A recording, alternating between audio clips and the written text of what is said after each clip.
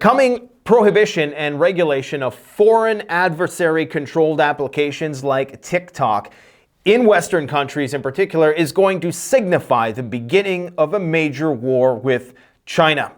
Most people are not comprehending the multipolarity of the world that we're currently living in. Multipolar world isn't just a fancy, meaningless catchphrase. There is a hard, cold material reality to it that involves the complete severing of political, economic, and cultural ties with adversarial nations. Now, a lot of my hardline libertarian free speech advocate audience is going to have a difficulty in processing and agreeing with what I'm saying. And that's one of the wonderful things about the country that we live in, at least for the time being, that we can have dissident points of view, differing points of view on issues, and then we can come to some sort of synthesis of those ideas. Of course, our time is most certainly running out for that. Is the TikTok ban justified? Yes. Is it also going to be used as a mechanism, as a Trojan horse, to bring in greater government regulation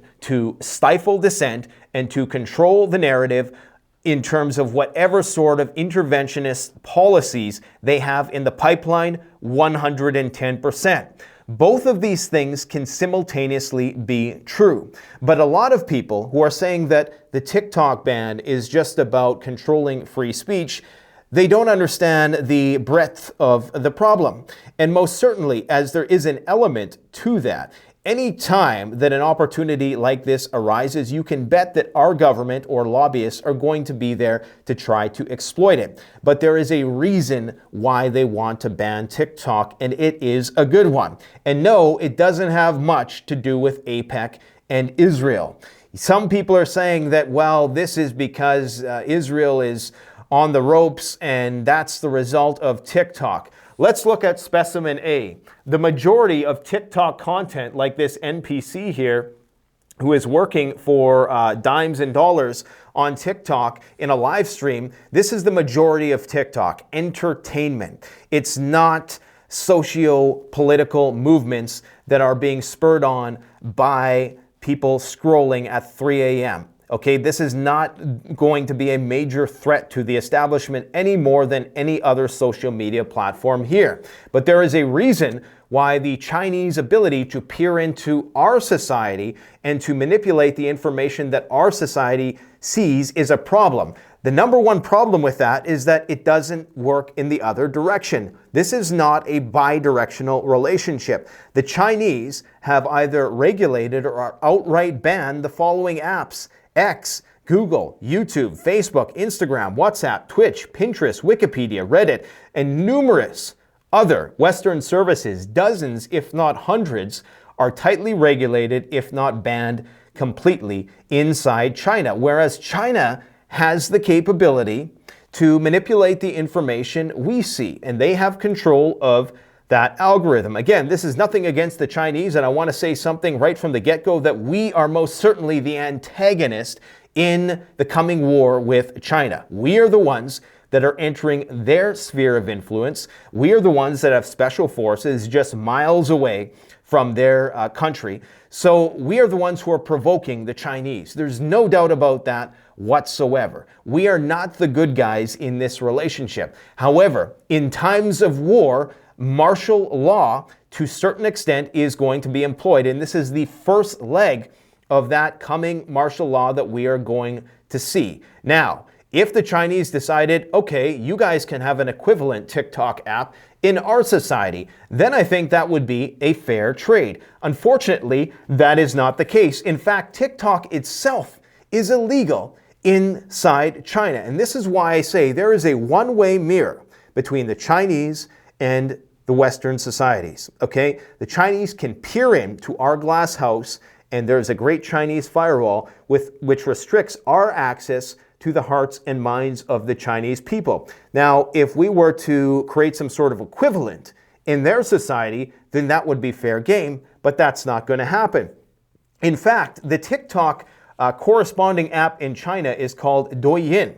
And that is tightly regulated to ensure that the types of content that it's serving people are not going to just be dumbing them down. In fact, 20% of the broadcast volume in Douyin is pan-knowledge content videos, educational content. I cannot say the same, of course, about our NPC friend here. I'm not sure what educational value that could possibly have. Most certainly, are the governments going to leverage this in order to suppress dissent in our societies? Unfortunately, that's the name of the game, okay? Anytime a problem arises, problem, reaction, solution, typically the solution is leveraged in order to push special interests. Let's hope that this bill that is being proposed, H.R. 7521, the TikTok bill, is going to be trimmed of a lot of the fat and a lot of the unnecessary stuff, which most certainly will be what is delivered by this Trojan horse. Now, this bill effectively seeks to create a kill switch, preventing the distribution of prohibited apps or websites at the App Store or hosting level. So this isn't just about the apps. This is about the bill itself, of course, is intended. It's overreaching in terms of what it's trying to achieve. Is there a legitimate need to regulate TikTok? I think I've already made that abundantly clear. It most certainly is. Is this going to be used in order to stifle dissent where it needn't be stifled? Absolutely. The term controlled foreign adversary means that the company is domiciled in, headquartered in, or organized under the laws of a foreign adversary country. So this is one of the stipulations of the bill: China, Russia, Iran, or North Korea. And I find it interesting that we're referring to China as a foreign adversary country because, of course, this is the TikTok bill. So we are acknowledging that China is a foreign adversary. What's going to happen is that there's going to be a response by the Chinese, and this is going to set off a chain reaction of rapid decoupling, which is ultimately going to end up in a full-blown, not a trade war, but just a severance of economic, political, and cultural ties between the two nations. Some people are saying that because TikTok has a prevailing view of Gen Z, and that Gen Z is typically anti-Gaza war, and that there's a lot of people who are against the war in Gaza speaking up on TikTok. I don't think the proportion of that is any different than it is on any other app. I would say to that, has it changed the outcome of what is happening there at all? I don't think so. I think Israel is doing a fine job of making the world despise its mechanism for which they're trying to process this conflict and deal with the threat of Hamas. Israel is doing that themselves, okay? This is not TikTok's fault. Of course, Gen Z, typically any young generation is going to be anti-war. There's that old saying, if you're not a liberal at 20, you have no heart. If you're not a conservative at 40, you have no brain. I say try to be a moderate all the way through to the best of your capability, but there's certainly some truth to the fact that younger people are using the app, and if you want to access the young hearts and minds of the population, then you would want some degree of control over that content that they're consuming. But again, it has not changed the outcome at all. And there's actually, I would venture to say, more political action taken on the basis of content consumed on other platforms, such as this one, than you're going to find on TikTok, people who are just doom scrolling at 3 a.m. So in terms of data, now data is something that is often used as some people are downplaying the importance of data, saying it doesn't matter because they have all their data. If there was a Leave the World Behind type situation, and the movie Leave the World Behind, what happened is there was a massive cyber attack and everybody had their phones jacked into, and misinformation and disinformation was being spread on their phones. In a situation like that, having access to your phone like TikTok does most certainly is going to be problematic. It most certainly gives them a backdoor. And because your phone is effectively a vector, is just one node in an attack surface to access cyber security threats in terms of different institutions that you might work for, your phone is a vector into the institutions and the critical infrastructure of Western society. So if you work at an institution for the government and you have a phone, okay? And that phone has the app TikTok on it.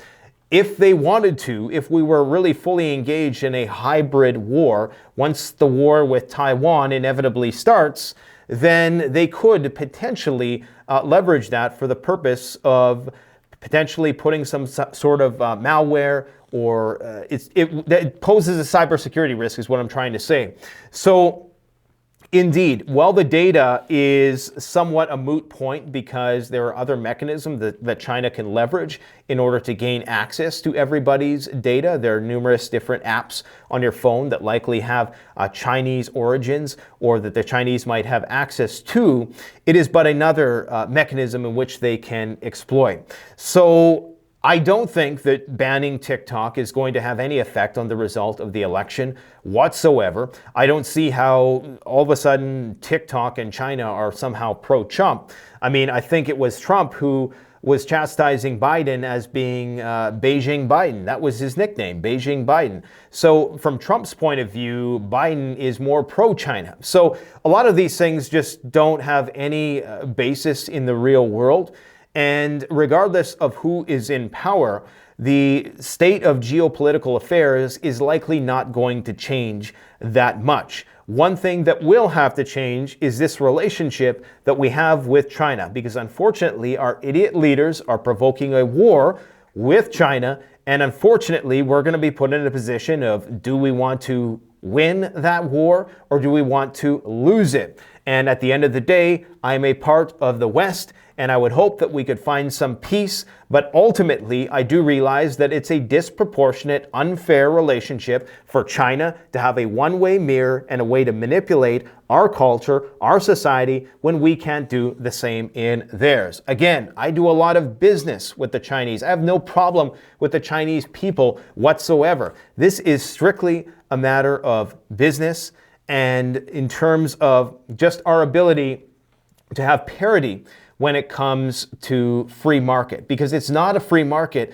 globally. It's a free market in terms of well, arguably, let's not get into that. It's probably not a free market like it once was in our society either. But in terms of a global free market, it is not. If it was a global free market, our tech sector could have an equal amount of influence in Chinese society. That is simply not the case. So that is the reason why TikTok should be banned, unfortunately, or in the very least, and I don't think it's going to be outright banned, I think they're going to find some way that ByteDance can sell, and if they can't do that, then it will be banned. Then we're going to see the expeditious collapse of relations, economic, political, and cultural, between the Chinese and the Americans. But I'm thinking that NPCs like this are going to find another platform for this nonsense, so don't worry. And I'm not just a hater. We have nearly 250,000 followers on TikTok. I use TikTok every day just because I like to hedge my bets and stay diversified. But that doesn't mean that it is not a foreign-controlled adversary application. Thanks for watching. Don't forget to like, comment, subscribe. Canadian Prepper out.